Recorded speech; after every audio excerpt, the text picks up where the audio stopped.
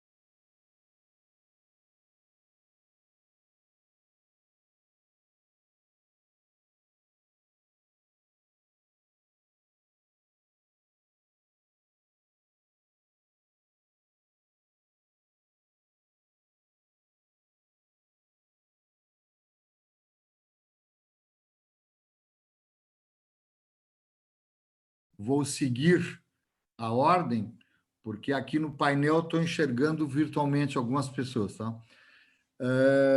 Eu vou fazer a leitura dos currículos, inicialmente, e quero engrandecer, né, que essas conferências da OAB, né, nós estamos na 9ª, mas tem sido sempre com belos painéis, né, e uma provocação a uma grande reflexão que a OAB Gaúcha sempre proporcionou nisso, com diversos temas, com profissionais altamente relevantes, né, para o debate, para essa reflexão, para a área acadêmica e para a sociedade. E nesse tempo que estamos vivendo de pandemia, né, antecipamos o nosso futuro com essa tecnologia e, ao mesmo tempo, temos o grande prazer, né, de encontrarmos colegas cada vez mais pela maneira virtual. Colegas que, algum tempo atrás, era difícil esse acesso e agora, pela pandemia, pela tecnologia, há essa aproximação. Então, acho que isso, de um certo modo, nos acalenta um pouco, né? Nosso coração, nossas emoções e a nossa possibilidade de escutarmos e refletirmos. Eu já passo, então, de imediato. Eu estou recebendo uma mensagem aqui que o meu áudio está com dificuldade. Eu só queria o apoio aqui da estrutura aqui da OAB, né? Dar os parabéns, inclusive, para todo o corpo funcional, né? Pela organização, né? E impressionante a assistência que a gente tem recebido. Então, passo de imediato, Dr. Lene Streck, né? Mestre, doutor, pós-doutor e professor do Programa de Pós-Graduação de Direito da Unicinos e membro da Comissão Nacional de Estudos Constitucionais da OAB. E como disse anteriormente, uma grande satisfação escutá-lo, Lene, né? Porque você sempre nos provoca, nos faz pensar, né? E é uma grandeza estar com você aqui. Então, lhe passo a palavra. Muito bem. Muito bom dia a todos que nos ouvem, nos veem, né? Eu quero saudar... Primeiro eu vou saudar a Fabiana, né? Que uma grande logística, né? Que fez tudo com tanta gentileza. Também o nosso presidente Ricardo Breyer, o querido César, fizemos uma live há pouco tempo, o Délio e o Ricardo Dornelles, colegas advogados. Tem razão, Ricardo, eu sou meio clone, assim, né? Sabe aqueles caras que tocam nas praças, o Condor Passa, e você vai para a Espanha e lá está o cara tocando o Condor Passa, aqueles bolivianos ou peruanos, bolivianos. Depois você vai para o México, lá eles estão também. E eles também estão no Brasil. Eu sempre achei que eles eram os mesmos, entende? Acho que eram clones, alguma coisa assim. Eu quero fazer uma homenagem póstuma aqui, nesse Congresso Estadual, para 3 grandes advogados. E eu tenho certeza que todos que estão aqui devem concordar comigo. Eu me lembro de José Francisco Olhose da Silveira, um homem de um coração enorme, meu queridíssimo amigo, que se foi até jovem ainda. Dr. Ferretti, Regis Ferretti, grande figura. Dr. Braulio Marques. Por que eu falo dos 3? Porque, além de serem meus amigos, eram meus colegas de almoço, né? No Piacevoli. Isso faz tempo, o tempo que existiam aviões e os tempos que a gente era explorado nos aeroportos. Até estou com saudade de ser explorado aí nos aeroportos do Brasil lá fora, né? Então, eu quero saudar a todos, fazer minhas homenagens e nesses tempos de virtualização, né? Na verdade, o painel chama Virtualização da Justiça e, sem querer, o título acerta. Deveria ser a virtualização dos meios e mecanismos de acesso e funcionamento da justiça, mas, na verdade, os nossos direitos ficaram mesmos virtuais. Eles não são reais. Deixa eu contar um pouquinho. Eu quero que ponha aí uma imagem o que eu recebi hoje da internet. Queria mostrar uma imagem que representa um pouco o desespero de quem é advogado hoje em dia. Se puderem botar a imagem aí para as pessoas, eu não sei se verei a imagem aqui, mas se estar, só me digo se está, porque eu não consigo ver se colocaram ou não a Está, imagem. doutor. Então tá. Essa é uma imagem que mostra um pouco, né, do pedido de socorro que a advocacia faz. Eu vou falar um pouco disso aqui para todos, né, e inicio com uma pequena anedota que eu contava dos tempos que a gente fazia pessoalmente as coisas. Daí as pessoas riam. Agora, o grande problema também do virtual é que você não sabe se as pessoas acharam engraçado ou dramático algo que você conta.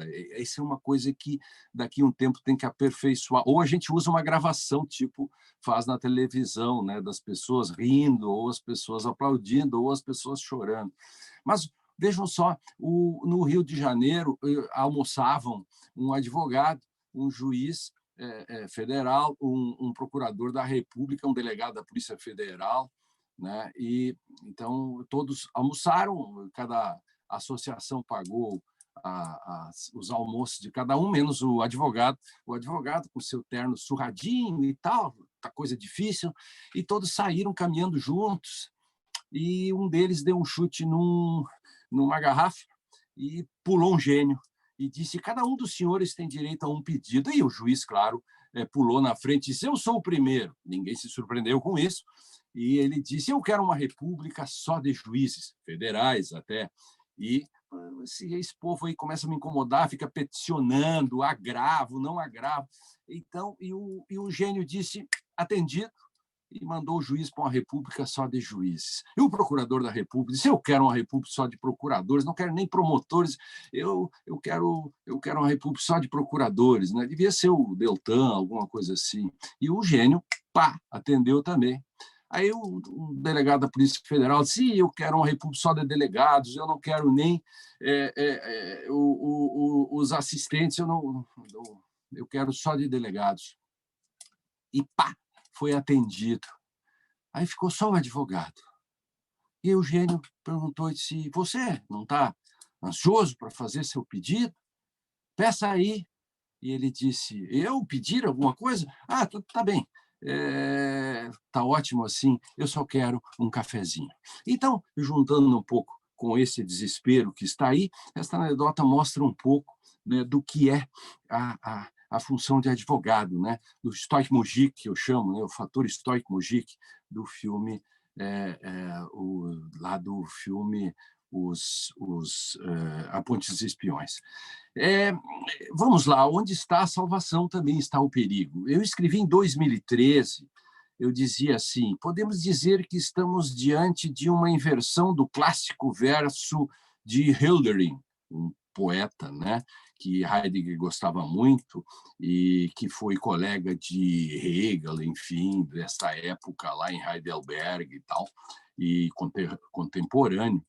E então ele tinha um poema que dizia: onde está o perigo, está também a salvação. Pois no caso das fórmulas e soluções jurídicas, é possível dizer hoje que onde está a salvação, também nasce o perigo. Ou então, parafraseando, onde está a solução, aí também nasce a decaída ou a tragédia do jurídico nesse eterno retorno aos velhos paradigmas. Enfim, nesses tempos de direito high-tech, startups, legal designs, dizem que até o ensino jurídico vai melhorar com a nova tecnologia, como se um intelectual ou as pessoas que estudam pudessem colocar um chip na cabeça.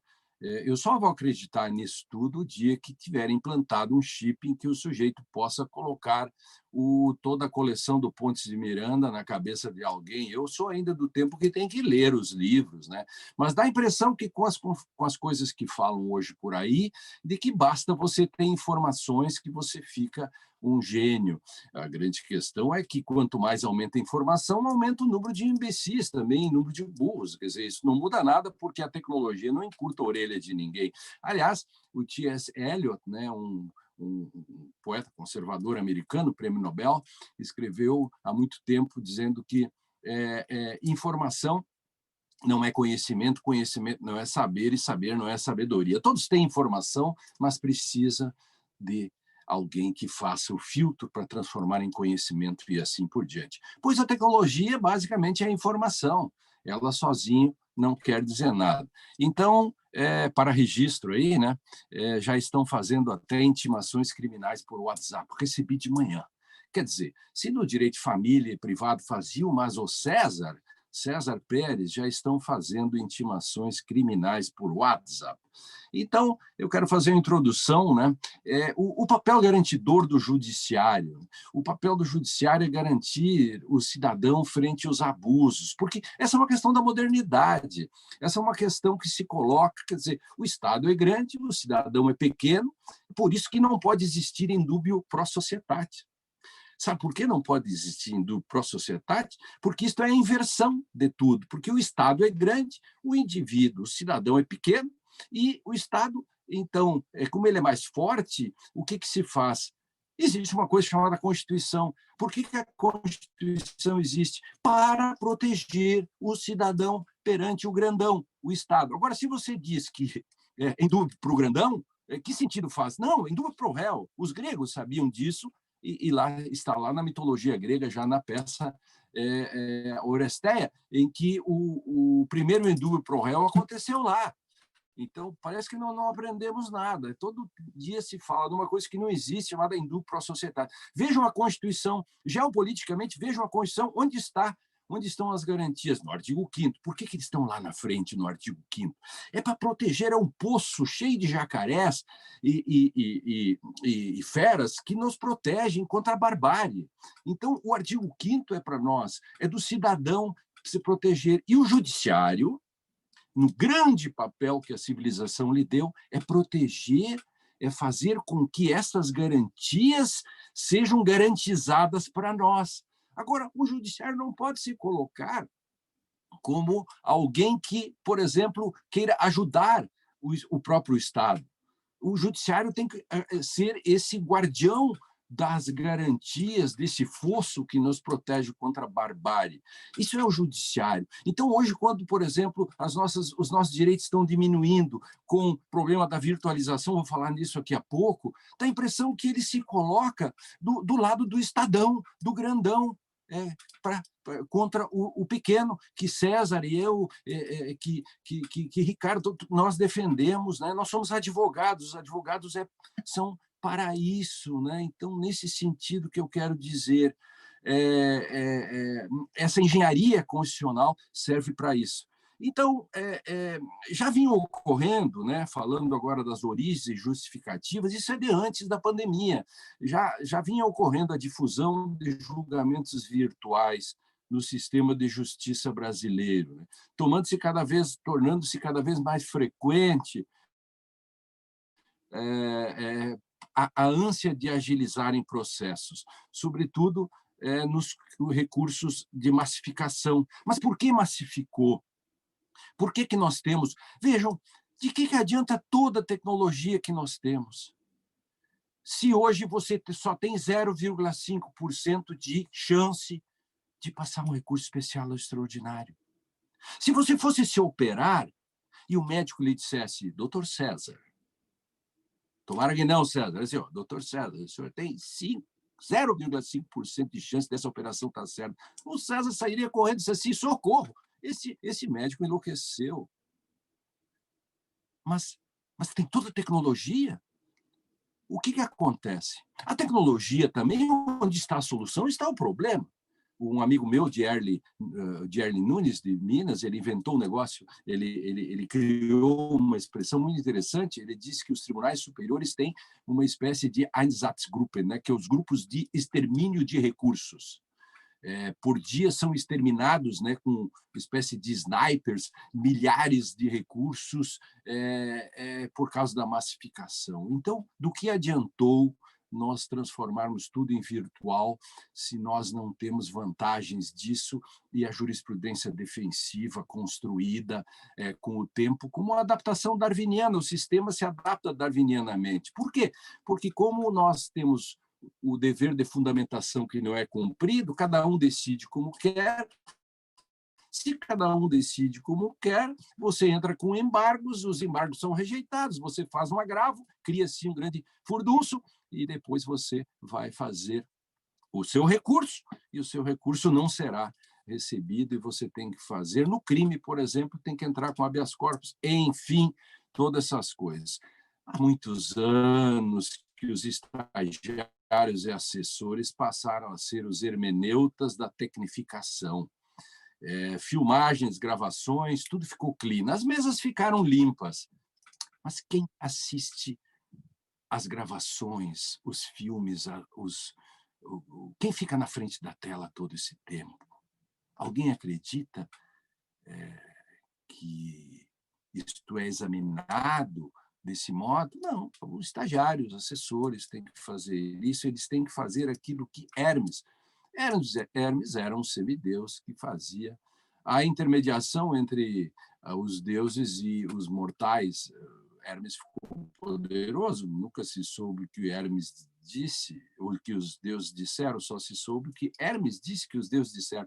Portanto, se o juiz, ou se o desembargador, ou se o ministro não viu a peça, ele vai entender a peça que você fez, ou depoimento por alguém que viu por ele, que vai transmitir para ele, e que garantia você tem se todo o complexo de subjetividade do assessor ou estagiário, que eu respeito profundamente, uma homenagem a essa imensa classe de funcionários da justiça que sem eles nada funcionaria, mas eu quero dizer que eu tenho o papel também de expor essas questões. Então, não vou falar aqui na volta do ábaco, né? ou a volta do lápis. Né? É claro que não. A grande questão é saber os limites da tecnologia. Mais recentemente, com a pandemia, a virtualização possibilitou uma maior agilidade e o funcionamento do judiciário. Eu reconheço, mas, porém, contudo, todavia, entretanto, tem coisas aí. Né? Os problemas gerais da virtualização. A eficiência pode matar. Eu denunciei há pouco tempo e avisei antes, ele sabe que aconteceria uma tragédia. Artigo do regimento interno do Supremo Tribunal computava-se a ele, somava-se ao voto do relator no julgamento virtual o não voto. Então, com isso, por exemplo, o ex-deputado Moirer, ele teve 2 votos a favor, 2 votos contra. A ministra Carmen Lúcia não votou, contou contra ele. Ele morreu. Eu avisei. E depois a OAB Nacional entrou com a petição e o Supremo atendeu e mudou, e agora o voto virtual já não se computa disso. Ora, os gregos já sabiam disso e o empate que deu lá no julgamento do Orestes, que matou a própria mãe, deu o indubio pro réu, o primeiro indubio pro réu da história, e era da mitologia. Aliás, se Moirer tivesse tido seu pleito julgado pela mitologia há 2.500, 3.000 anos atrás, ele teria talvez sobrevivido. Problemas da virtualização, então, a eficiência às vezes mata. Onde está o problema está a solução, onde está a solução pode estar o problema. Enfim, já existiam críticas ao fato de que os julgamentos virtuais estavam se tornando muito corriqueiros, né? As críticas gerais diziam respeito à maneira como essas questões eram regulamentadas, frequentemente por alterações regimentais, enfim, contra a própria legislação. Aí temos um problema até de críticas grandes que se faz ao problema da competência. Agora, a mesma questão do júri, o CNJ pode ou não pode fazer, e dá para fazer júri desse modo. Ontem eu fiz um debate com o presidente da Júris acerca disso, mostrando, né, esse problema dos direitos fundamentais, etc, etc. Então, estudos têm demonstrado que julgamentos virtuais prejudicam a defesa. E eu vou trazer dados, vou pegar dos Estados Unidos, né? As pessoas gostam tanto dos Estados Unidos. Então, recentemente foi noticiado um estudo divulgado pelo projeto de supervisão da tecnologia de vigilância lá dos Estados Unidos, e lá se constatou que julgamentos virtuais por meio de videoconferência prejudicam a defesa. Por quê? Dificultaram a privacidade na comunicação entre advogado e cliente. César, pensa bem, na medida em que mesmo salas virtuais restritas não substituiriam o contato visual entre advogado e cliente na sala de julgamento. Segundo, não ser possível a percepção de nuances sutis para os julgamentos, como as expressões corporais e as manifestações faciais. Terceiro, um estudo já de 2017 do condado de Cook, em Illinois, revelou que réus que comparecem virtualmente a audiências para a fixação da fiança são normalmente prejudicados. A pesquisa mostra que o juiz acaba fixando o valor da fiança em 51% mais à sua frente fisicamente. Claro, uma coisa é... Pensa comigo, Ricardo, você tem 500 amigos, 5.000 amigos no Facebook. Aí você, de vez em quando, você faz uma limpa lá e você tira 150 amigos, assim, num toque. Você tiraria, se esses 5.000 fossem seus amigos, ou 500, você faria, assim, 150 em um minuto? Eu queria ver você fazer isso, ou eu fazer isso, olhando no olho e dizer assim, não sou mais seu amigo. Você não é mais meu amigo. É diferente você fazer isso virtualmente. Então, a multa que eu lhe aplico é mais alta, eu lhe dou a pena mais alta, porque eu não estou aqui. É difícil, eu quero ver olhando no olho. Justiça é concretude, justiça é aqui, ó. Estou de olho em você, você está de olho em mim. Tem que dizer isso, gente. Então o risco desse novo normal, que eu não gosto dessa expressão, das audiências virtuais é grande. Sob pretexto de desafogar o judiciário, mas sacrificando direitos do cidadão. Então, veja-se a empolgação de um professor inglês, o Richard Susskind, com a virtualização da justiça. E tem gente que é fatalista, né? O Rogério Cruz de Tucci, né? O brasileiro, diz não, depois desses argumentos todos aí que existem, não há razão alguma para que não se continue assim, não se pode fazer oposição ao julgamento virtual, dos recursos, né, nos quais não é permitida sustentação oral, porque o julgamento presencial será sempre igual. Não é verdade. Então, ele faz, claro, algumas ressalvas com relação aos processos no STF, por sua relevância jurídica. Mas por que o processo no STF é diferente da causa de Itaqui, minha primeira comarca? Mas claro, eu tenho algumas explicações, talvez porque a escola instrumentalista, né, aposte muito mais no juiz do que nas garantias e na estrutura, e, portanto, tanto faz se você está presente ou não, porque, afinal, quem faz tudo é o juiz, porque ele faz escopos processuais. Quem sabe o instrumentalismo explique esse apoio que se tem a esse processo de virtualização. Problemas específicos da virtualização, por exemplo, audiências de instrução. O principal óbice cogitado diz respeito à incomunicabilidade das testemunhas, artigo 456 do CPC. Há também a vedação do acompanhamento do depoimento pessoal por quem ainda não depôs, a proibição do depoimento pré-arranjado e apoiado em escritos previamente preparados, 387 CPC, por exemplo, e depois podemos falar do crime. Aí há alguns autores, né, que dizem que isso não é nenhum óbice, porque, afinal de contas, o próprio STJ tem precedentes indicando que a violação à incomunicabilidade entre testemunhas não é, por si só, razão para que se decrete a nulidade. Claro, o Brasil é incrível, porque existe uma coisa que é uma ficção, que chama não há nulidade sem prejuízo. Quem inventou isso? Não há nulidade sem prejuízo é tão nefasto quanto dizer indúbio pro societate. Isso não tem nenhum sentido, mas nós continuamos com isso. Mas o STJ tem precedentes que dizem isso. Pois então temos que lutar contra isso. Estão equivocados esses precedentes. O que nós precisamos é que a doutrina brasileira constranja mais. A doutrina se acomoda muito. A tese dominante no Brasil é o realismo jurídico, que é o direito é aquilo que os tribunais dizem que é. Isso não é bom. Isso não é bom, porque enfraquece o papel da doutrina, né? Vejam, eu escrevo muito sobre isso. Bernd Ritters, aquele alemão que escreveu o livro de Unbegrenzte Auslegung, que é uma interpretação não limitada, não constrangida, né? Que está no meu dicionário de hermenêutica, enfim, no verbete constrangimento epistemológico.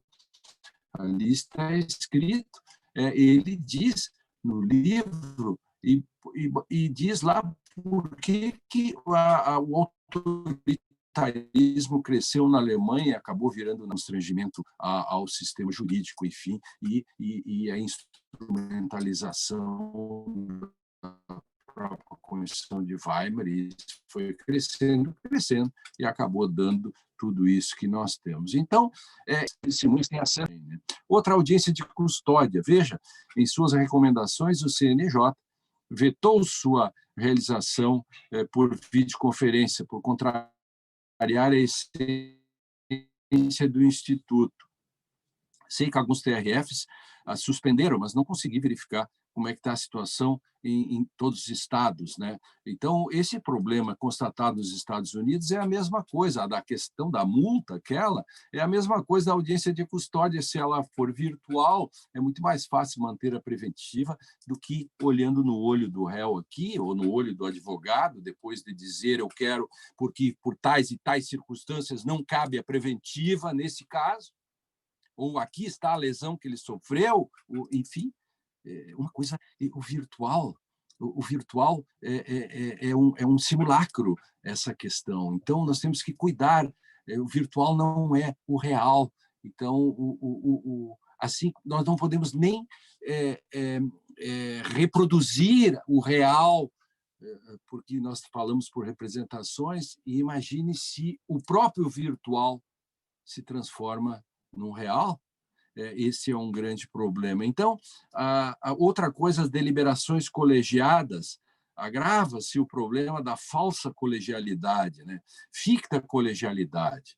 Falta um debate mais interativo entre os julgadores, que a gente não está vendo, e acompanhamento, né? Eventual intervenção pelos advogados. Fazer uma questão de ordem é muito difícil. E depois tem todo um detalhe. Outro dia eu vi uma sustentação oral do tribunal de um estado da federação, que não foi o Rio Grande do Sul, mas não muda muito, em que o advogado se esfalfelou, falou virtualmente. Quando terminou a fala, o relator simplesmente começou a ler o voto dele, como se o advogado não tivesse feito absolutamente nada, se não fosse por nada, por desrespeito à própria função de advogado. A advocacia é uma coisa muito importante. É a medicina da liberdade, é a medicina da propriedade, é a medicina dos direitos. Por que habeas corpus chama remédio? Me digam, por que é o remédio heróico? Por quê? Porque é um remédio que é manejado por quem? Por um expert do direito, né? Então, esse cara é necessário, mas tem que ser respeitado. E isso, a gente, com o virtual, está cada vez pior. Então, outra coisa, o cerceamento do direito de fazer sustentações orais, o Rio Grande do Sul entrou nessa. Eu tenho recebido inúmeros relatos de advogados que vêm requerendo preferência de julgamento para sustentação oral e esse direito lhes vem sendo negado. Aparentemente, os embargadores assim o definiram, e se o advogado insistir na sustentação oral, o julgamento seria retirado de pauta. Tem casos concretos com relação a isso. As câmaras criminais do TJ Rio Grande do Sul determinam que as sustentações orais sejam remetidas para julgamento, já gravadas, inclusive. Qual é o sentido disso, pessoal? Vamos parar para pensar a velocidade que nós vivemos hoje. Nós podemos transformar isto em tudo virtual? Eu diria, nós não temos o direito de fazer isso. Nós não temos o direito de fazer isso. Nos Estados Unidos, eu falava esses dias isso com o meu querido César Prates Pérez. O dever de indignação está lá no Estatuto da OAB. Aqui nós temos o direito de indignação. Lá tem o outrage, duty of outrage, que é o dever de indignação com relação a isso. Então, a Associação Nacional da Advocacia Criminal, né, a Abracrim, já fez uma nota por causa do prejuízo ao contraditório. Tem que dizer, isso é um simulacro. Se uma sustentação pessoal já é difícil ali, e isso nós temos que discutir para o futuro,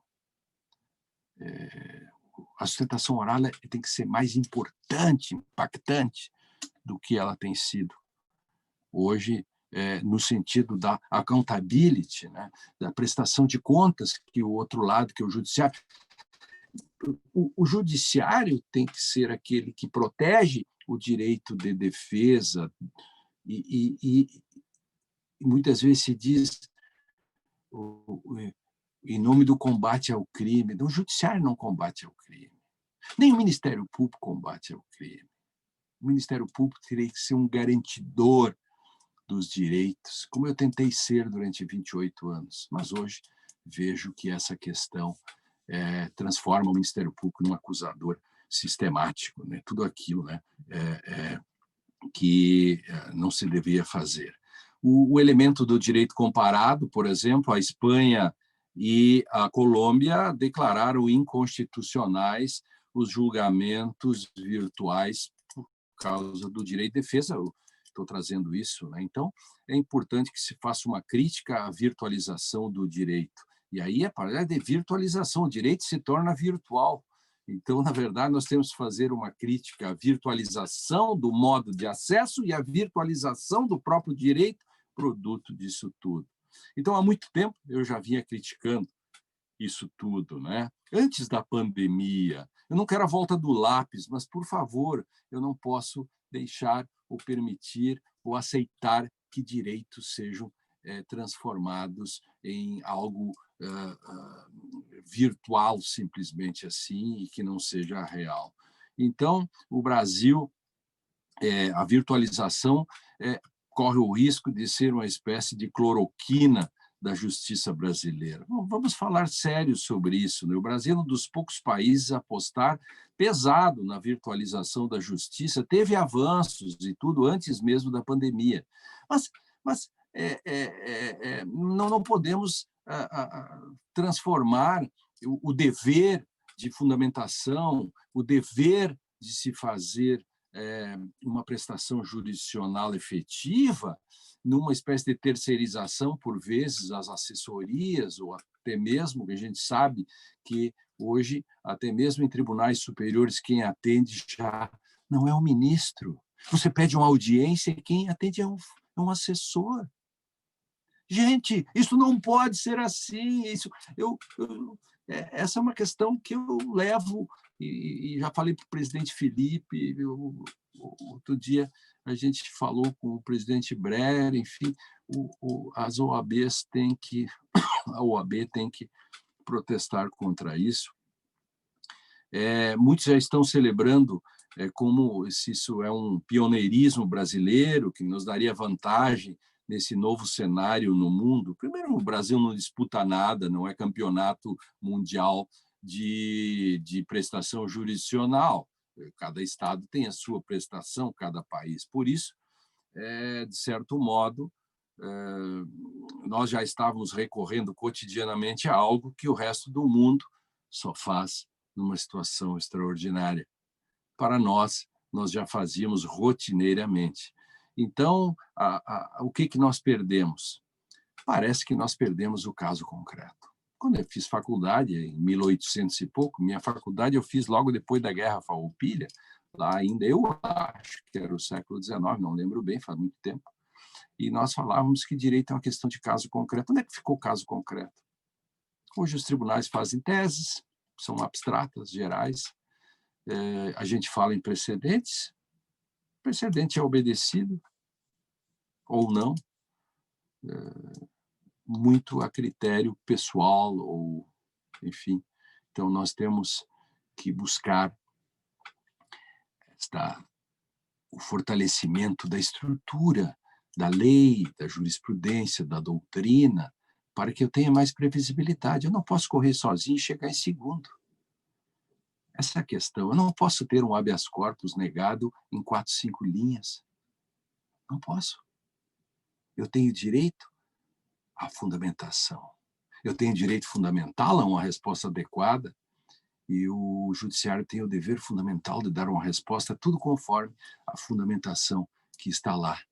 E eu tenho hoje também no processo penal todos aqueles 6 incisos do artigo 489, que agora estão no outro dispositivo do Código Processo Penal. Eu invoco um precedente, eu inverto o ônus argumentativo, mas isso não está sendo respeitado. Se a gente faz um agravo, corre o risco até mesmo de seu recurso ser liquidado e for decretado o trânsito em julgado. Então, se criaram uma série de anticorpos contra nós, quando os advogados, que são o sustentáculo das garantias, eles não são inimigos da liberdade, os advogados são o sustentáculo. Então, a perda do caso concreto, quem manuseia os processos eletrônicos, quem assiste às gravações, quem se mantém atento às videoconferências em tempo real, essa é a pergunta que eu faço. Experimente em sua casa. Perdemos cada vez mais contato com os fenômenos, com as coisas. Os juízes não lidam mais com o processo, né? Mas com, enfim, com as intermediações feitas por assessorias que viraram, isso tem que ser dito, uma meta-testemunhas do processo, que fazem a transmissão. Eu não estou dizendo... Eu estou fazendo uma constatação, eu estou descrevendo as coisas como são. A questão é, nós, advogados, temos que aceitar isso? Bom, até aqui já nos aceitamos, né? Veja-se a falsa agilidade e a falsa eficiência. Um HC hoje, com pedido de liminar, demora na Suprema Corte 24 horas ou mais só para ser distribuído. Você entra numa fila. Mas não era para ser tudo mais rápido? O papel do jurista, outro ponto, se a virtualização para muitos é a solução dos problemas da justiça, ok, mas o meu papel é apontar os problemas dessa solução. Amigos e amigas aí, advogados, né? O estoico Mujica para todos, né? A gente apanha e levanta, e como no filme, né? Aquela historinha que se conta, né? do espião russo que diz: você parece um amigo do meu pai, que a polícia do czar chegava e batia nele, ele levantava. E batiam, ele levantava, batiam, ele levantava. Sabe por que ele sobreviveu? Porque ele levantava. Se tivesse ficado caído, ele morreria. O advogado é assim, apanha, levanta, e só sobrevive porque ele levanta. Se ficar caído, morre simbolicamente. O tempo da pós-modernidade não é o tempo do direito e dos direitos. O que fizemos com a era dos direitos de que falava Bob? A era dos direitos. Se Bob fosse vivo, perguntaria, filósofo, jurista, enfim, onde está a era dos direitos? Você conhece, sabe onde é que está a era dos direitos? Se os direitos foram simplesmente virtualizados? Seria uma boa pergunta para o velho filósofo, porque estamos na era dos simulacros. Não é terra arrasada, mas eu acho que nós temos que estar atentos para tentar encontrar soluções para que, se algo é inexorável, pessoal, mas que nesta inexorabilidade não atiremos fora a criança com água suja. Que a água está suja, ok, nós concordamos, temos muita coisa para fazer. Agora, não atiremos a criança fora, que são os direitos. Então, não podemos transformar isso num kit. Hoje, quem lê textos, por exemplo, de mais de 10 linhas nas redes sociais, por que seria diferente nos outros lugares? Então, nós precisamos entender que a velocidade do direito não é a velocidade das redes. Ninguém consegue ler um livro de 200 páginas em algumas horas. Ninguém lê um texto de 20 páginas em 5 minutos. Não inventaram esse chip ainda. Mas então nós temos que nos darmos conta que essa velocidade aí da pós-modernidade, o direito não tem esta velocidade. A velocidade do direito é outra. Se o direito, não existe direito 4.0, não existe isso que se diz por aí. O direito continua na sua... Para ele ser direito, ele tem que ter o caso concreto. Isso demanda estrutura, demanda mais juízes, sim, demanda despesas, demanda... Os 33 ministros do STJ deviam ser 99, ou o dobro disso. Compare-se com Portugal. Então, vamos falar sério. Portugal tem 60 ministros do STJ deles num país que tem a habitação do Rio Grande do Sul, a população do Rio Grande do Sul. A Itália são 350 ou mais, num STJ meio parecido, enfim, claro, guardadas as circunstâncias, nós temos 33. Então, você quer que o seu recurso seja apreciado como? Claro, a solução é uma adaptação darwiniana. Você hoje aposta num agravo, que é julgado diretamente pelo relator, que pode julgar o mérito, enfim, só que às vezes você ganha e depois você é surpreendido porque mesmo um recurso não admitido se transforma num agravo que, por sua vez, é julgado diretamente lá no tribunal, no STJ e assim por diante. Enfim, essa questão toda nós temos que ficar bem atentos, né? Não defendo abolir tecnologia, não sou ingênuo, não quero voltar ao lápis, como disse, eu prefiro o computador ao ábaco. Não tem problema, não quero a máquina, minha Remectronic, que eu levei nas costas até Itaqui, quando eu mesmo, aliás, comprei a minha máquina com o meu dinheiro, quando entrei no Ministério Público. Isso. Eu não quero isso, não. Eu quero o computador, sim, eu quero tecnologia, eu quero Facebook. Eu quero ter amigos no Facebook, mas quero ter amigos reais. Eu quero ser intimado virtualmente, mas eu quero também examinar. Eu posso até fazer sustentações orais, etc., virtualmente, mas que elas tenham a atenção que teria o pessoal. E, pessoalmente, também nós precisamos mudar o modo como os tribunais enfrentam isso. Então, a discussão de Heidegger sobre a técnica, há 53 anos, ele disse o seguinte, Martin Heidegger, e encerro com homenagem a todos, o Ricardo Breyer, o outro nosso Ricardo, a todas as pessoas, o Délio, o César, quando a tecnologia e o dinheiro tiverem conquistado o mundo, quando qualquer acontecimento em qualquer lugar e a qualquer tempo se tiver tornado acessível com rapidez, quando se puder assistir em tempo real a um atentado no Ocidente e a um concerto sinfônico no Oriente, quanto tempo quando o tempo significar apenas rapidez online, quando o tempo como história houver desaparecido da existência de todos os povos, quando um esportista qualquer ou um artista valer mais como grande homem de um povo, quando as cifras em milhões significarem triunfos, então, justamente então, reviverão como fantasmas as perguntas. Para quê? Para onde? E agora fazer o quê?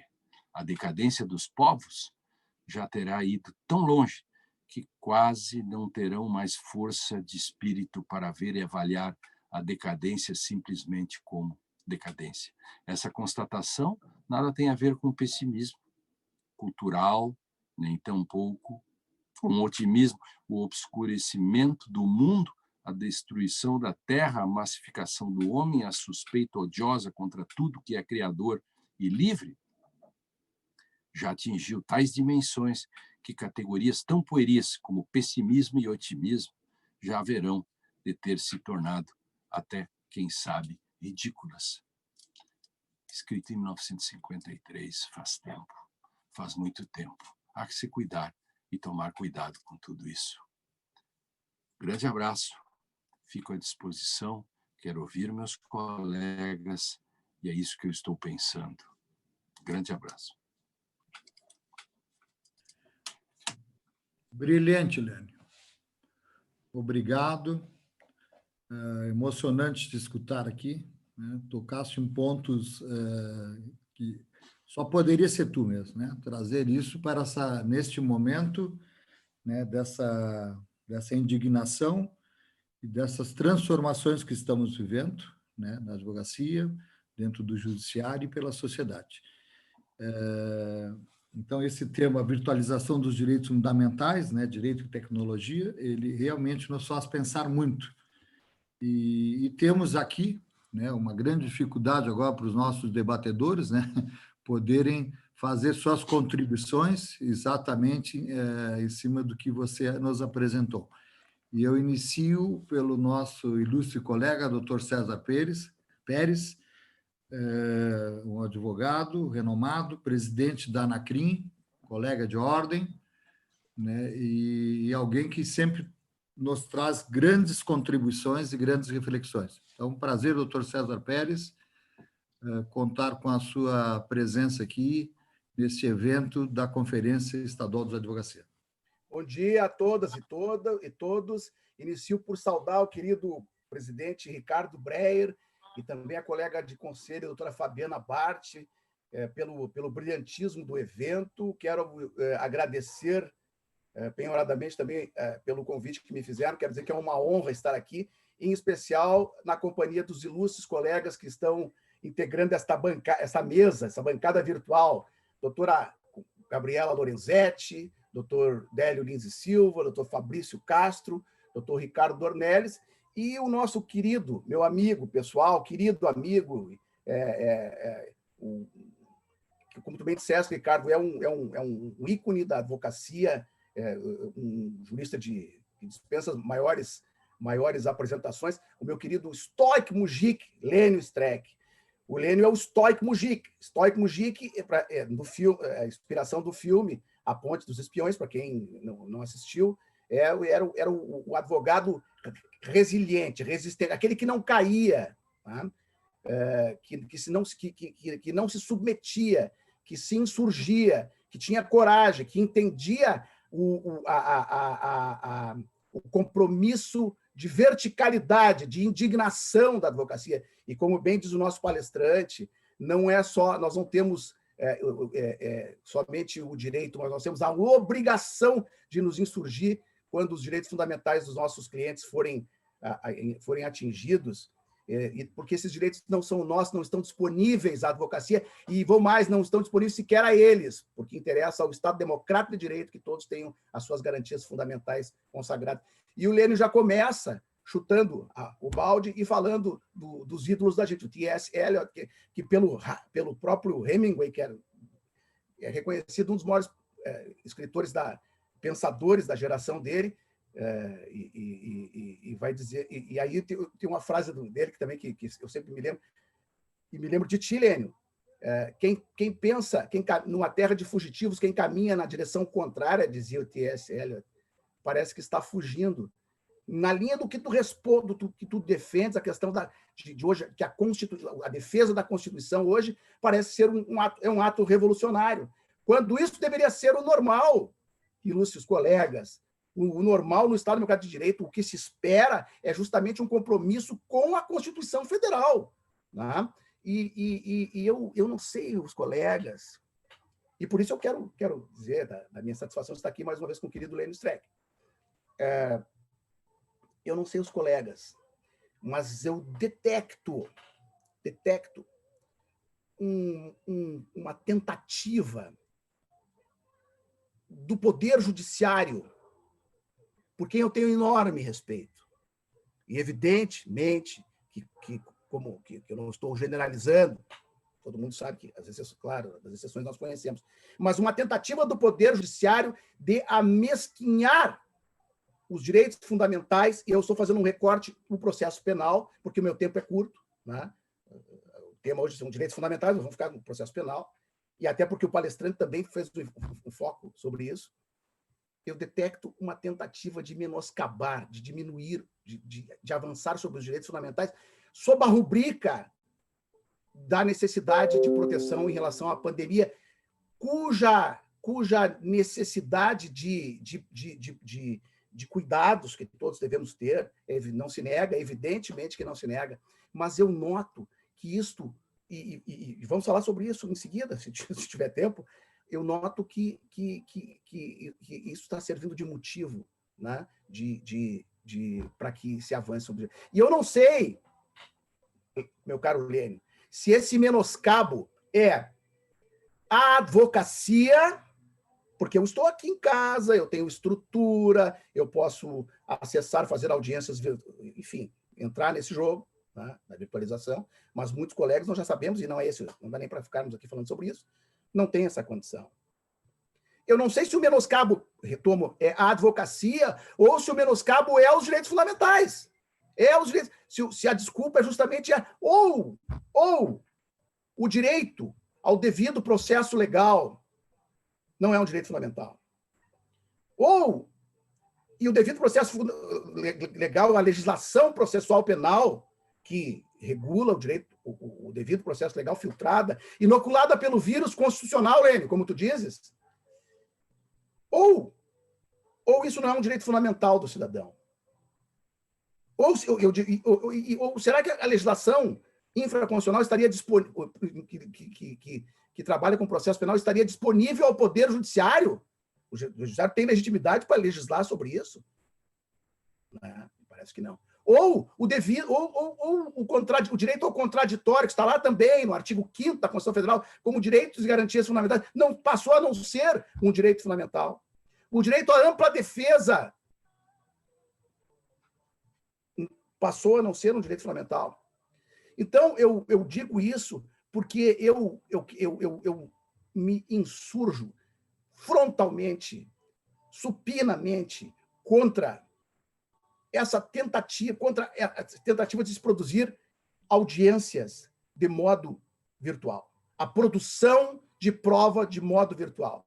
Essa pesquisa nos Estados Unidos, para quem gosta, muito bem se frisa, ela esclarece tudo. Nós sabemos disso, quem atua na prática, os colegas aqui, homens de ordem, mulher de ordem, advogados, sabem disso. A prova se colhe no olho, olho a olho. Por que no júri eu me levanto e vou lá para trás para a posição do promotor e incomoda os juízes quando se diz, nós que trabalhamos no júri, quando eu quero ouvir as testemunhas, quando eu quero perguntar para o réu, porque eu quero olhar no olho, eu quero ver as alterações faciais, eu quero sentir o que aquela criatura quer dizer. Né? E também para captar a atenção a atenção do juiz, é importante que o juiz tenha um contato direto com as partes. Quem tiver problema não pode ser juiz, quem tiver pruridos não pode ser juiz. Tá? Eu não minimizo o problema, a questão da pandemia, mas eu vejo nós estamos caminhando para termos vacina daqui a 4, 5 meses. Tá? E agora, então, o Poder Judiciário, de repente, resolve que tem que agilizar as audiências criminais porque senão os réus ficam presos por muito tempo, eles vão ter que soltar. Mas esses réus que estão presos, e nós somos hoje, parece, o terceiro ou quarto país mais encarcerador do mundo, 30% ou 35% desses presos sem trânsito em julgado de sentença condenatória, presos preventivamente.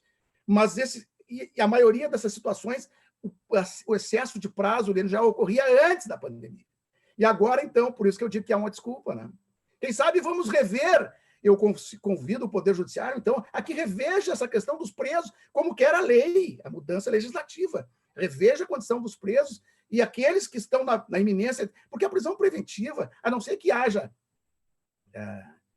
necessidade por segurança, por ser perigoso o réu, talvez pudesse ser toda ela transformada em prisão domiciliar. Não há nenhuma razão para que seja diferente. Né? Ou vamos trabalhar com prisão para delatar, como se quer agora. Então, o que eu digo é o seguinte, isso é uma desculpa. Desculpa para suprimir direitos fundamentais. Ou para reduzir, para menoscabar, e isso me constrange profundamente, Lene, como advogado criminalista. Me constrange menoscabar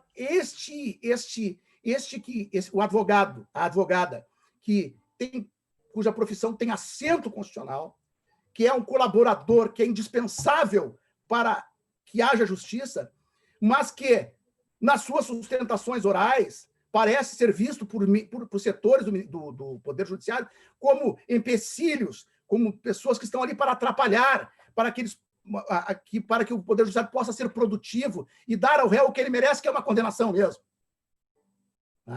O compromisso com o autoritarismo, eu denuncio, os colegas sabem, o compromisso com um Estado punitivista, o Estado gendarme do Poder Judiciário é constrangedor. Os juízes do terceiro milênio precisam entender que a função do juiz no terceiro milênio, o juiz criminal, é de garantir as regras do jogo e não tem nenhum compromisso, como bem disse o nosso palestrante, com a segurança pública, com o encarceramento de pessoas e assim por diante.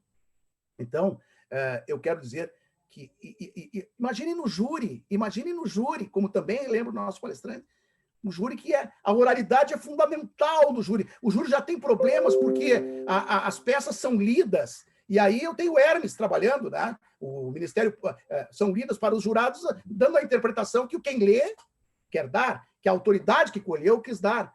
O júri tem que ser feito não mais do que isso, não pode ser de modo virtual e tem que ser a prova produzida na frente dos jurados, com a oralidade, com o sentimento, com a sensação. O juiz tem que ter contato com o réu, o juiz, nesse caso, os jurados.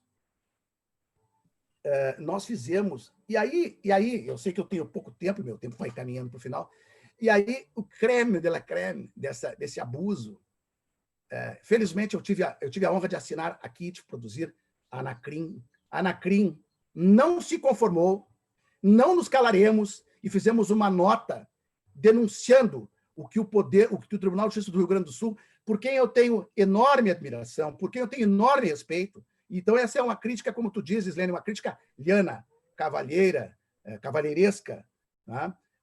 No plano das ideias, pretender que os advogados, estes seres que estão ali para atrapalhar os julgamentos deles, que estão ali com as suas sustentações orais, impedindo que eles julguem 150 processos de uma vez só, numa vereda só, num canetaço só, esses que estão ali tentando trazer a palavra de quem não tem voz no processo, gravem as sustentações orais, se quiserem, e encaminhem para o julgamento nas sessões, para serem ouvidas, sabe-se lá por quem.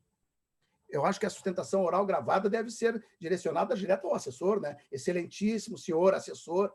Ora, desembargador Voltaire de Lima Moraes, digno presidente do Tribunal de Justiça, o senhor veio do Ministério Público, o senhor sabe a importância do rostir das ideias, do debate elegante, evidentemente, do debate respeitoso, mas às vezes acalorado, que é indispensável para que se brote à luz. Era o Carnelucci, acho que dizia, que a imparcialidade, atributo corolário da magistratura, é produto de uma faísca de duas parcialidades que se chocam.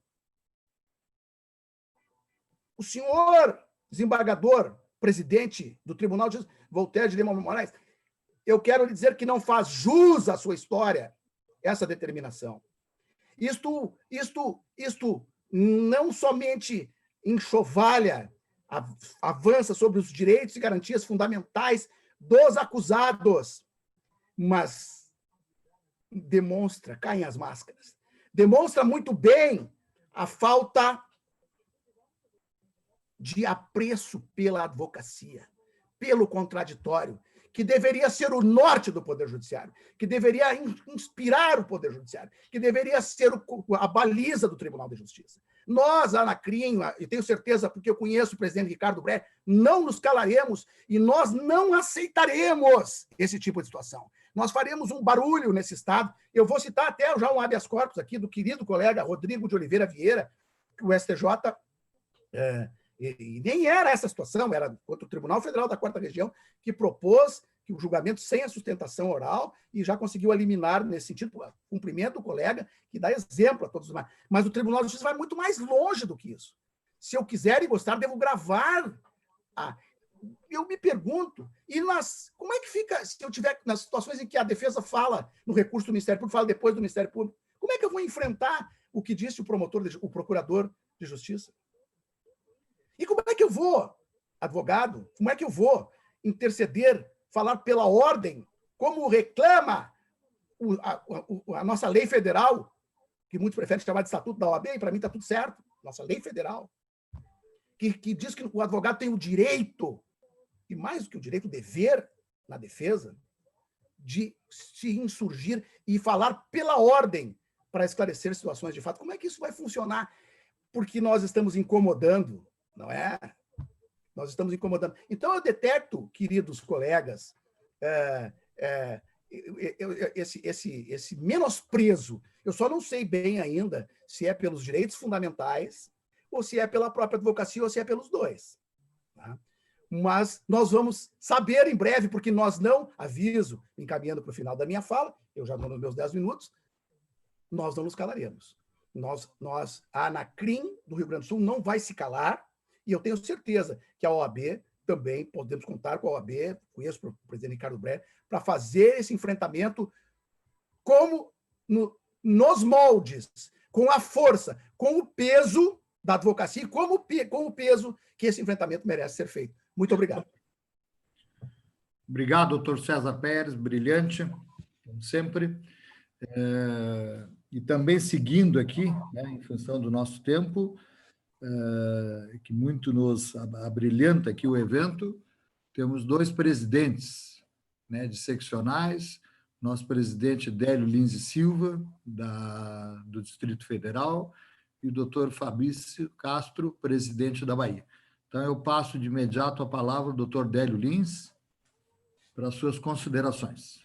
E obrigado pela sua presença aqui, mesmo virtualmente, nesse nosso evento.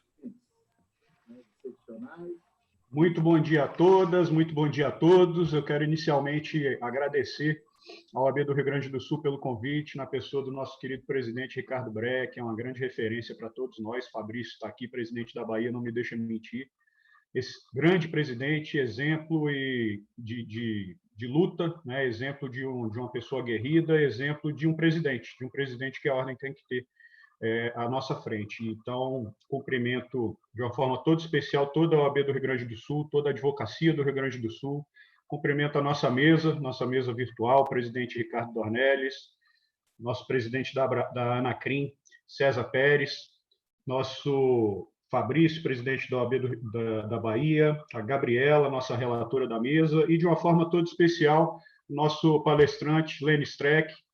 Professor Lênio, é uma alegria compartilhar desse espaço aqui com o senhor, não nos conhecemos ainda pessoalmente, que pena, espero que em breve possamos resolver isso, mas sei que temos muitos amigos em comum e tenho certeza que o senhor tem aqui um grande admirador.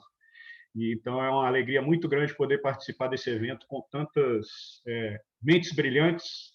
É difícil falar depois do professor Lênio, depois do César, nosso presidente, mas eu fico muito feliz de saber que as nossas angústias são as mesmas, as nossas preocupações são as mesmas. E aí, principalmente, professor Lênio e César falando agora, eu até mudei aqui o que eu tinha mais ou menos preparado para falar, porque eu acho que eu vou falar realmente do coração aqui, lembrando desde principalmente o início da pandemia, César, Nós assinamos um HC aqui em conjunto com a Anacrim, Abracrim, Defensorias Públicas da União e do Distrito Federal, OABDF, IGP, Instituto de Garantias Penais. Assinamos um HC aqui em favor dos presos do regime semiaberto lá no início da pandemia. Infelizmente, tivemos esse HC negado, mas um mês depois a juíza de execuções penais nossa aqui acabou acatando o nosso pedido sem ter sido no HC. E eu digo isso para quê? Para ilustrar a briga que nós temos tido aqui há 4 meses, mais ou menos, vamos contar aí esse período de pandemia.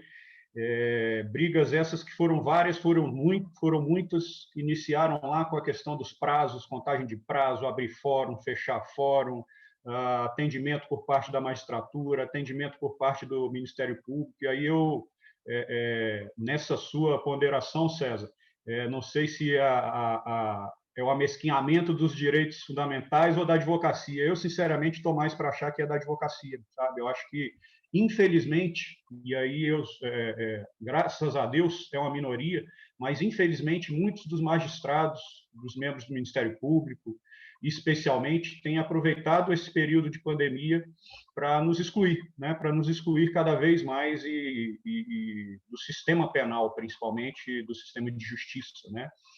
Esquecendo que cada um de nós, nos nossos respectivos quadrados, queremos o mesmo, né? Queremos, ao final das contas, justiça, né? Então, é muito bonito e, em certa maneira, é ótimo e proveitoso que a tecnologia esteja entrando no Poder Judiciário de uma forma mais efetiva, né? E aí eu destaco principalmente a possibilidade de despacho com o magistrado, de se enviar um memorial, principalmente Fabrício está aqui, presidente da Bahia, o TRF nosso aqui, que são 15 estados, um advogado lá do interior da Bahia, muito provavelmente ele possa usar essa ferramenta nossa aqui para despachar com o desembargador, sem precisar via Brasília. Esse é o lado bom, né? Esse é o lado bom da tecnologia. Agora, por outro lado, ela tem nos trazido uma justiça de faz de conta. Eu costumo muito usar essa expressão, né? Quando nós lemos aí, e o professor Lênin foi muito feliz em citar o Supremo e o STJ, quando nós lemos as notícias do STJ, principalmente, foram julgados não sei quantos mil processos em um mês. O ministro X proferiu não sei quantas mil decisões. Outro dia eu recebi uns números desses, fui fazer as contas. Para o ministro X ter proferido as decisões que a matéria do STJ trazia, que ele teria decidido, ele teria que decidir ele teria que proferir 80 decisões por dia, contando os finais de semana. Quer dizer, é óbvio que ele não proferiu essas decisões, né? E aí, quando César fala em sustentações orais enviadas, dirigida já ao assessor, eu iria até mais, dirigido ao estagiário, porque eu acho que nem o assessor ouve as nossas sustentações orais gravadas, né? E isso acaba gerando uma bola de neve de uma justiça de faz de conta, né? Nós, aqui no Distrito Federal, recebemos tantas reclamações em relação aos impedimentos criados pelos gabinetes para que nós possamos falar com os magistrados, que criamos aqui um grupo de trabalho, professor Lênin, com 30 colegas, mais ou menos, ligados à Comissão de Prerrogativa, e fizemos um mapeamento do Distrito Federal inteiro. Hoje eu sei todos os juízes, todos os desembargadores do TJ, do TRT, do TRF, todos os ministros do STJ, todos os ministros do Supremo que recebem ou não advocacia, especialmente durante esse período de pandemia. E aproximadamente 40% não recebem. Como é que foi feito esse mapeamento? Nós entramos em contato com os números disponíveis, ou e-mails disponíveis, WhatsApp, nos sites, entramos em contato, nos identificando como um advogado comum, não da OAB. Olha, eu quero despachar com o juiz o processo, como é que está sendo feito? E aí eles diziam se marcava ou se não marcava com o juiz. 40% dos magistrados não recebem a advocacia. 50% dos ministros do STJ não recebem a advocacia. 7 dos 11 ministros do Supremo não recebem a advocacia. E aí o exemplo do Supremo vem para baixo. Um juiz lá da comarca X, no interior do Amazonas, ele vai se sentir no direito de não receber o advogado, porque ele vai dizer o que? O ministro X não recebe, por que eu vou ter que receber? Né? E isso acaba gerando uma série de problemas para nós, né? Uma série de problemas que vão cada dia mais nos afastando da justiça, e pior, cada dia mais afastando o cidadão da justiça, né? A tecnologia, repito, em vários momentos veio para nos ajudar, e espero que em algumas situações fique no período pós-pandemia, a questão dos espaços com os magistrados, o parlatório virtual que nós trouxemos aqui para o Distrito Federal. Hoje nós podemos falar com os nossos clientes presos por aqui, né? Então, são ferramentas que, desde que sirvam como opção para a advocacia, que fiquem, né? Mas nós não podemos esquecer que lá na ponta, quem vai ser beneficiado ou quem vai ser prejudicado por essas decisões judiciais é um ser humano, né? Então, nós não podemos esquecer que por trás das máquinas tem que sempre existir o ser humano, que por trás das máquinas tem que sempre ter um olhar humano. A justiça ainda tem que ser feita por humanos e, mais do que isso, para humanos. E é isso que nós não podemos perder de vista nunca. E é isso que nós não podemos deixar que esse período deixe de legado, né? A nossa luta tem que ser intensa, principalmente agora durante esse período, para que o legado da pandemia seja positivo para todos nós.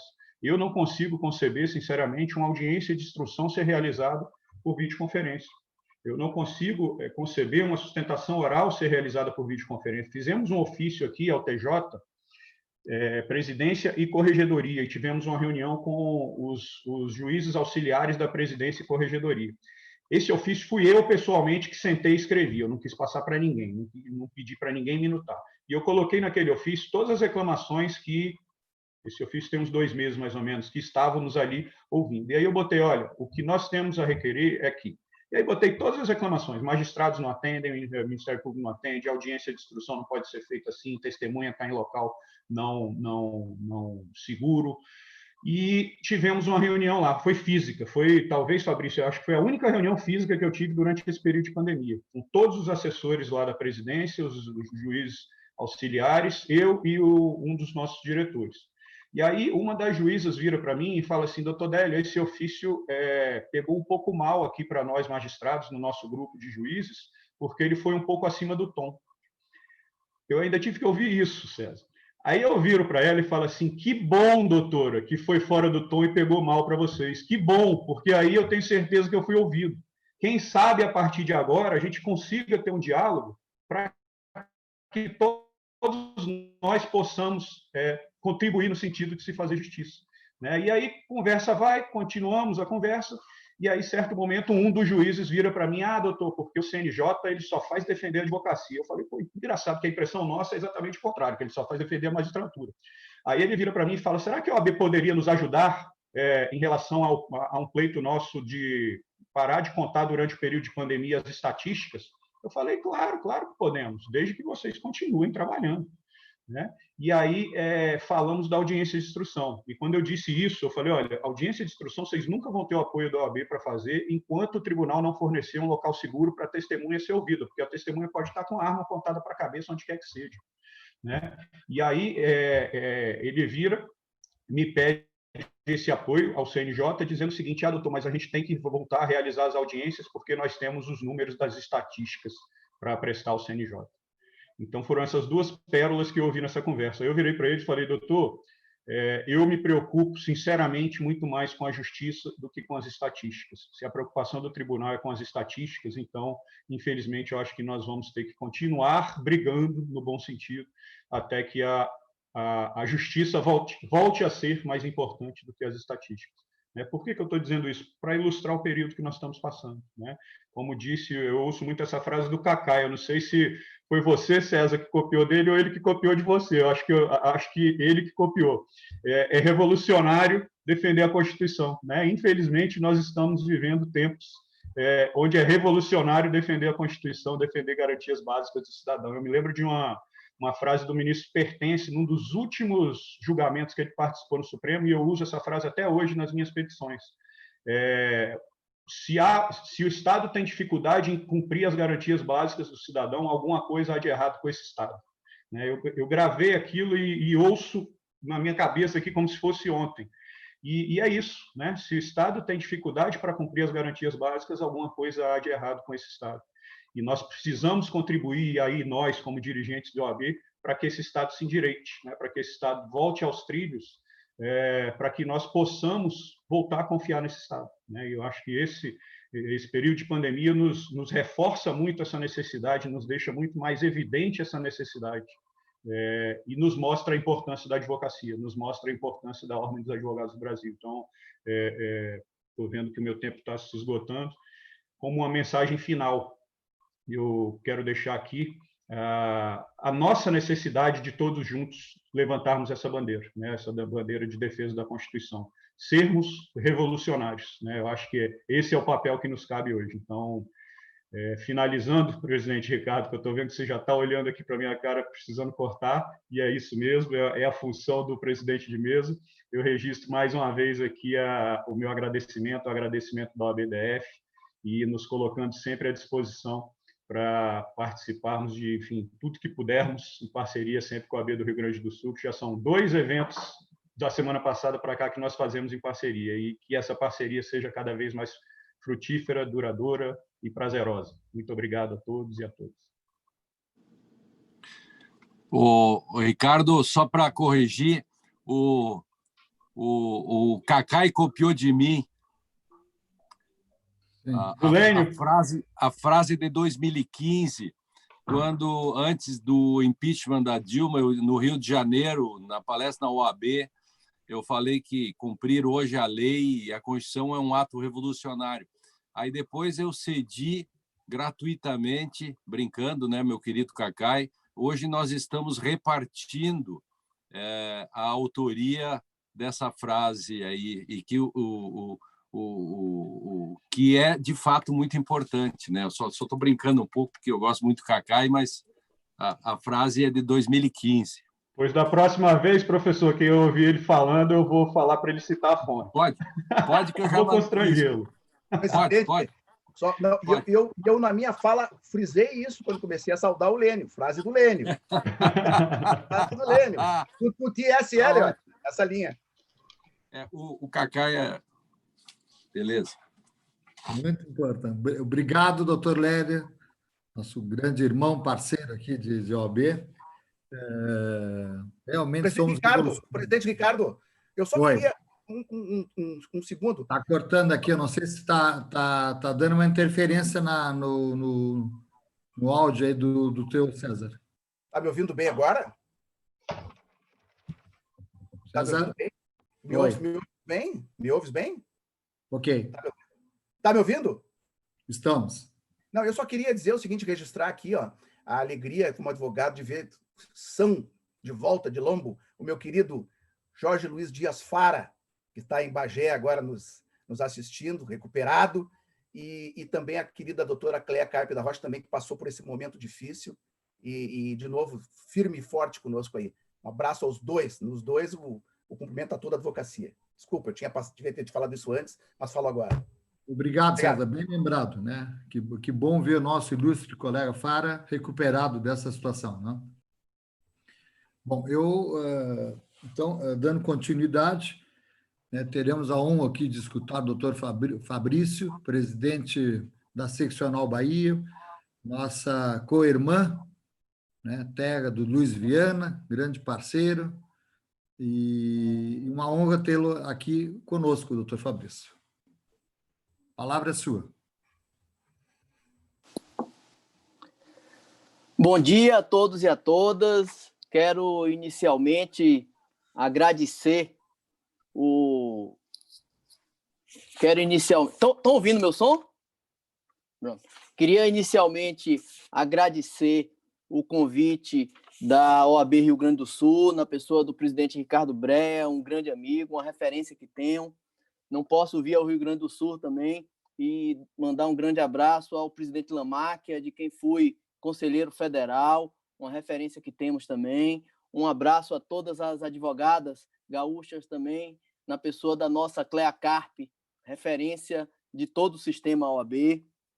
Quero cumprimentar o nosso presidente, amigo querido aqui da Bahia, doutor Ricardo, cumprimentar a doutora Gabriela também, nossa relatora, e dizer, Ricardo, que eu me lembrei hoje do conselheiro baiano, ex-presidente da Associação Baiana da Advocacia Trabalhista, o Jorge Lima, porque todas as vezes que tinha um evento e que ele, Jorge Lima, tinha que falar, e o presidente Luiz Viana também, ele dizia o seguinte, é um problema, porque se ele falava antes do Luiz Viana vinha depois e todo mundo esquecia o que ele falou. Se ele falava depois do Luiz Viana, era também um problema, porque ninguém prestava atenção no que ele iria falar. É a minha situação aqui hoje.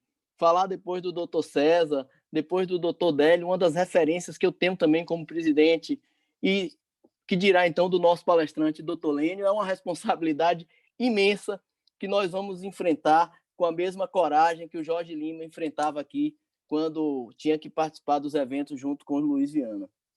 Eu farei uma manifestação bem rápida e bem pragmática, como eu tento ser sempre. Eu queria analisar essa questão sob duas perspectivas.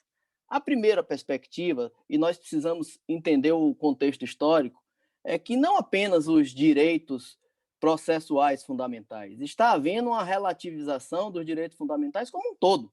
Se você for olhar, a Constituição Federal, ela é de 88, após um período de ditadura, e ela valoriza a democracia, a liberdade, os direitos à defesa. E hoje nós estamos vendo um momento de enfraquecimento dos valores constitucionais, não apenas no processo, de todos os valores constitucionais.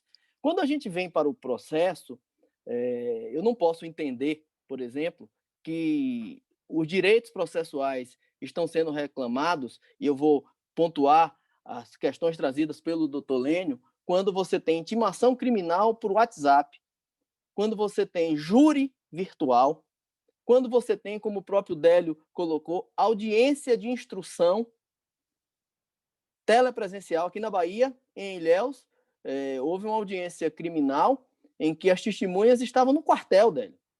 Imagine, as testemunhas numa sala no quartel com os policiais ao lado. Olha que situação. A questão da incomunicabilidade das testemunhas é fundamental. O doutor Lênio colocou direito à fundamentação e uma resposta rápida. Ou seja, nós não podemos abrir mão de garantias que são fundamentais para o cidadão. Eu não estou nem falando do advogado, eu estou falando do cidadão, que é a razão fim de tudo. Este é o primeiro ponto, é a relativização geral dos direitos fundamentais. E o segundo ponto, que é a questão da virtualização e uso da tecnologia. É um caminho sem volta. Não haverá uma volta. A pandemia, ela está acelerando a tecnologia, e coisas que demorariam 30 anos vão vir em 3 anos. Eu não gosto muito de conceitos binários. Nem tudo é absolutamente bom, nem tudo é absolutamente ruim. A gente precisa fazer uma ponderação e compatibilizar, usar um pouco aquela tese do recupero. O que é bom a gente aproveita. Eu acho que a tecnologia, se a gente aproveitar a parte positiva que a tecnologia tem, ela é um bem. Eu vejo aqui, por exemplo, a Bahia é um estado continental. Você pode, por exemplo, ter uma administração cartorária. Nós temos uma dificuldade, nós temos um déficit aqui de aproximadamente 30% de magistrados e muito maior ainda de servidores. Mas eu posso, por exemplo, se os processos forem eletrônicos, ter uma administração cartorária centralizada e o mesmo cartório administrar processos do extremo sul e do extremo oeste. É possível isso. Nós temos uma incapacidade que vai ser maior ainda após a pandemia de investimentos. Imagine que a gente tem aqui 500 e poucos magistrados e tem um déficit de 200 e poucos. Você acha que vai, nos próximos anos, preencher esse número de juízes? Não vai. Eu acho que a tecnologia, ela pode ser, sim, uma oportunidade para que a gente consiga atingir, em alguns pontos, uma maior produtividade. Eu tive a informação, não sei se é fato, o Rio Grande do Sul tinha antes da pandemia 85% dos processos físicos. Observe, o processo eletrônico é um bem. É inegável que o processo eletrônico é um bem. Você ter a oportunidade, imagine, por exemplo, um colega que mora na fronteira, ele pode ter a opção, não pode ser obrigatório, mas ele pode ter a opção de, querendo, fazer uma sustentação online. Ele pode. Já o Código de Processo Civil já tinha essa previsão, embora não houvesse essa implantação. Ou seja, o que não pode é impor isso ao advogado. Tem que ser um direito do advogado, uma faculdade do advogado. Não é razoável que a gente tenha julgamentos online, julgamentos virtuais, e o advogado não consiga distribuir um memorial. O memorial talvez seja mais importante em alguns casos do que a própria sustentação. É a oportunidade que você tem de conversar tete a tete com o advogado. Então, com o magistrado. Então, o que é que eu penso? Nós precisamos compatibilizar. Primeiro, nós não podemos abrir mão de direitos. Direitos não se abrem mão, muito menos direitos fundamentais. Então, nós precisamos incentivar o uso da tecnologia. A tecnologia não é um mal absoluto. A gente precisa ter um cuidado, porque a gente faz tanta... E eu mesmo faço muita crítica, porque é um absurdo a desconsideração que a advocacia tem e a desconsideração que muitas vezes é levada a cabo pelo Poder Judiciário, mas a tecnologia ela não pode ser desconsiderada. Ela pode ser, Délio, a nossa salvação. Hoje, alguns colegas estão sobrevivendo porque existe um processo eletrônico. Se, por um lado, é impossível, não só o criminal, não. Uma audiência trabalhista não tem como ser realizada virtualmente se não tem um local seguro para as testemunhas estarem. Não tem como. Agora, tem atos que podem ser realizados, sim. Tem atos que podem ser controlados, sim. A própria gestão de produtividade vai ser melhor avaliada com a tecnologia. A tecnologia vai permitir, por exemplo, que você afira quanto tempo o magistrado não despacha um processo. A gente vai ter esta possibilidade. Eu venho de uma seccional, como eu disse, continental, a nossa área. Mais de 50 comarcas nossas, elas funcionam, e eu boto funcionam entre aspas, com juízes virtuais, porque não tem juiz. Os juízes são juízes de outras comarcas que respondem por lá, vão lá uma vez por semana. Quando vão, a tecnologia, nesses casos, é uma oportunidade. Se o juiz for obrigado a atender, ele tem esta obrigação de atender o advogado de forma virtual. Eu vejo, por exemplo, as nossas prerrogativas estão em xeque com a tecnologia. Observe, por exemplo, na pandemia, os tribunais foram obrigados a fornecer e-mails. Isso é bom, é bom. O doutor Délio, muitas vezes, tem um processo que ele não precisa sair do escritório, porque ele mandou o e-mail, o processo dele teve um impulsionamento e foi ótimo para ele, foi bom para o cartório, foi bom para o magistrado, mas isso deve ser uma faculdade. Não é possível que o judiciário use a tecnologia para afastar o advogado e, em última instância, afastar o cidadão.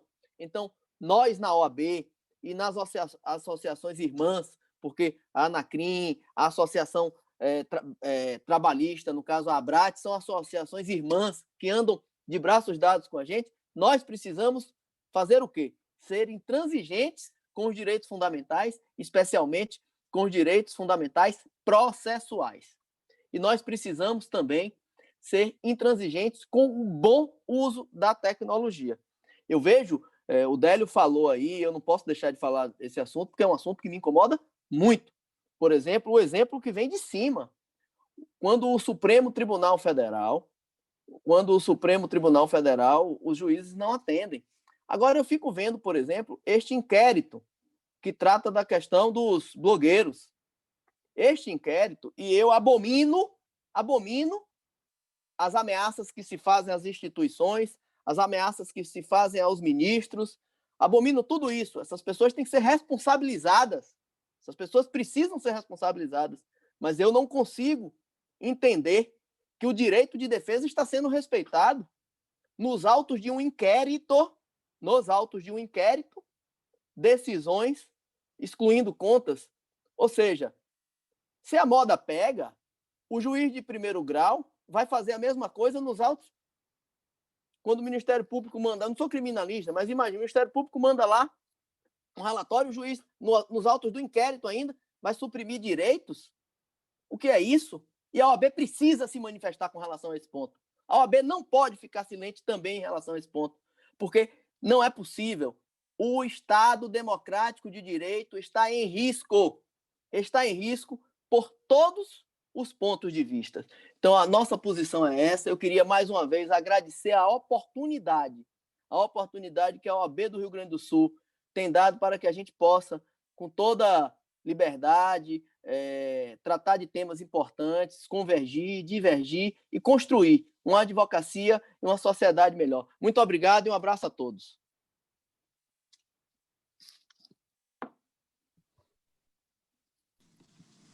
Obrigado, doutor Fabrício. Uma honra lhe escutar. E sei que o tempo é curto, né? Poderíamos, com certeza, aqui, nossos... Cumprir. debatedores aqui, precisaríamos ampliar esse tempo aqui. Mas eu acredito que o nosso ilustre Lênio queira fazer algumas considerações e depois eu gostaria de passar a palavra para a doutora Gabriela Lorenzetti, nossa relatora, presidente da Comissão Especial de Diversidade Sexual e Gênero da OAB. Doutor Lênio. Serei rápido. Consegui fazer a sua leitura corporal? Sim, conseguiu. Maravilha. Serei rápido. Quero saudar o César, o Délio e o Fabrício, né? E espero que breve possamos nos encontrarmos novamente. Bem assim, Délio, bem assim, Fabrício, bem assim, César. Vocês captaram todo o conteúdo. Processo é protocolo. Processo é condição de possibilidade. Não se pode atropelá-lo. O instrumentalismo, enfim, se na medicina não se usasse protocolos, o sujeito poderia morrer por qualquer coisa. Por isso que nos Estados Unidos, por exemplo, o médico que não segue o protocolo, o médico solipsista, digamos assim, né, ele acaba sendo punido porque tem que seguir o protocolo. E não pode subtrair o protocolo. O processo é protocolo. No aeroporto, imagine se nós tirássemos a regra de não passar mais pelo... ou deixássemos ao critério do guarda passar ou não pelo dispositivo do raio-x. Não haveria mais segurança. Por isso que tem que passar. Mas 99,999% das pessoas não tem nenhum problema para passar, mas tem que passar. Tem que passar porque no meio do caminho tem uma pedra. Nulidades se encontram assim, nulidades processuais, enfim. Então, quero dizer que um ponto central que a gente não avaliou, mas lembrava antes, a parcialidade e a imparcialidade, né? Eu escrevi, está no Conjur de hoje, que foi posto ontem à noite, um texto sobre o juiz Larsen, que é o juiz parcial da Dinamarca, por isso que a brincadeira do título, havia algo de podre no reino, no judiciário da Dinamarca, que lá da peça do Hamlet, né, do algo de podre, e o Tribunal Europeu anulou os processos por falta de parcialidade. Então, o César, maravilha essa, né? Em terra de fugitivos, quem anda na contramão parece que está fugindo, né? Nós estamos aí sempre na contramão. Devido processo legal, o Délio, é isso, Délio, o ponto é esse, o devido processo legal é a chave. Nós estamos violando o devido processo legal. Gravação, essa da gravação é boa, daqui a um tempo vamos contratar um ator e vai ter do jeito que está, para que alguém ouça, quem sabe um fundo musical. Poderíamos brincar agora, o que eu estou dizendo, um fundo musical, quem sabe, né? Ou quando eu fiz a declamação do Heidegger no final com fundo musical, poderia ser mais emocionante. Mas não pode ser assim, justiça não é o espetáculo, justiça não é uma peça teatral, eu não tenho que contratar o Tiago Lacerda ou alguém para fazer o papel da sustentação oral, eu vou mandar gravado, enfim, não pode ser assim, justiça não é teatro, não é espetáculo, né? Então,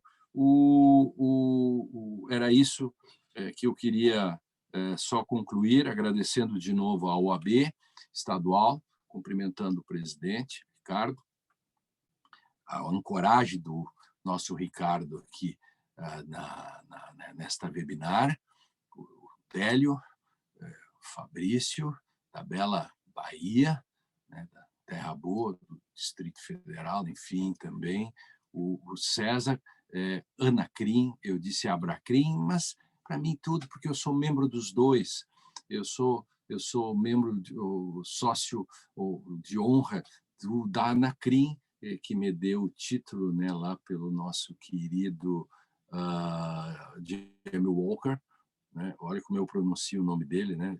O nosso James Walker, e também do nosso Elias Matar, que é Abracrim. Para mim, tudo isso funciona muito bem. Eu sou sócio dos dois, os dois moram no meu coração.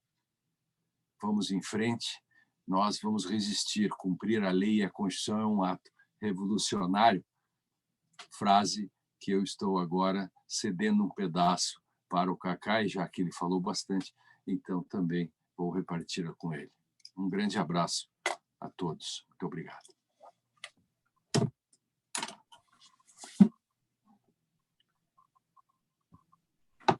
Obrigado, Lênio.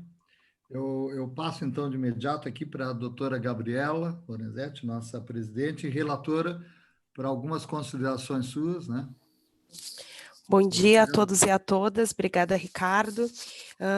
Ouvir o professor Lênio é sempre uma bênção, né? É uma honra poder ouvi-lo, professor, e agradeço também a participação dos debatedores, que trouxeram de forma, numa síntese, eu acho que é o que todos nós, advogados e advogadas, não só do Rio Grande do Sul, né, como foi trazido, as dúvidas, os problemas são do Brasil todo. Então, acho que é importante, e a tecnologia nos permite, né, como foi trazido, o lado bom da tecnologia. Então, a tecnologia nos permite ter pessoas de outros estados contribuindo aqui conosco com essa temática. Bom, coube a minha árdua tarefa de ser relatora dessa mesa, tentar sintetizar essas falas, e isso tudo será depois transformado num texto que posteriormente, né, todos os textos das palestras, das mesas, será um livro, um e-book, né? Então, também essas falas ficarão ali registradas. Então, eu agradeço a participação de todos e todas. Parabéns, Ricardo, pela condução da mesa. E antes, né, eu agradeci a Fabiana pela oportunidade de estar aqui, né? Fico muito feliz em ter participado, e também parabenizar, né, em nome da Fabiana, toda a organização desta conferência. Um bom dia a todos e a todas. Obrigado, doutora Gabriela.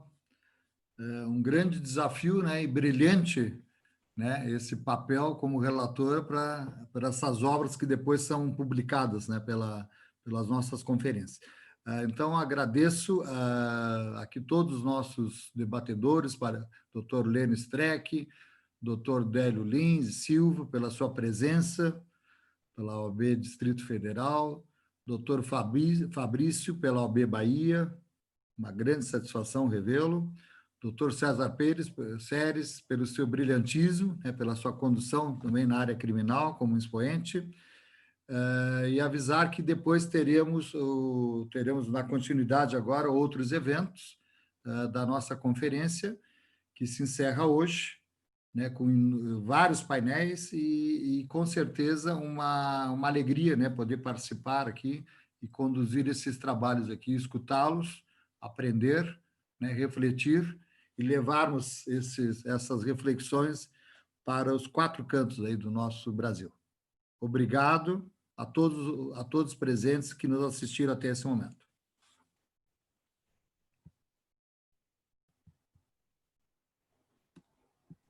Abraços, tchau, tchau.